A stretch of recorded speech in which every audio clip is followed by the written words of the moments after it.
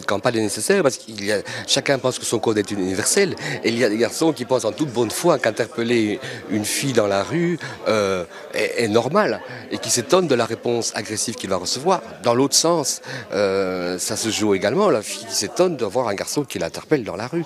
Et donc je pense qu'il y a vraiment un travail à faire sur la compréhension du code de l'autre.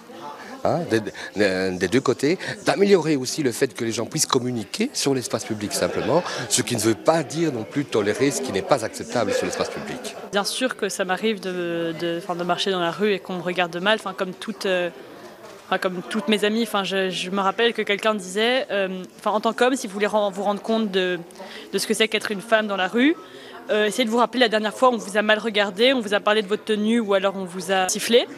Une fois dans votre vie et aller demander à 4-5 de vos copines combien de fois ça leur est arrivé dans le mois et vous vous rendrez compte de qu'est-ce que c'est vraiment.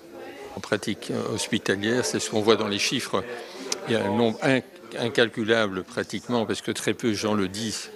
En consultation, elles finissent certaines femmes par le dire après 2, 3, 4 rencontres qu'il y a eu des attouchements, qu'il y a eu de l'agression, qu'il y a eu des coups. Et des abus sexuels, d'accord. Dans le cadre familial, quand même, il faut le savoir, ou dans le cadre externe, relationnel, boulot, ou dans la rue, ou dans le métro.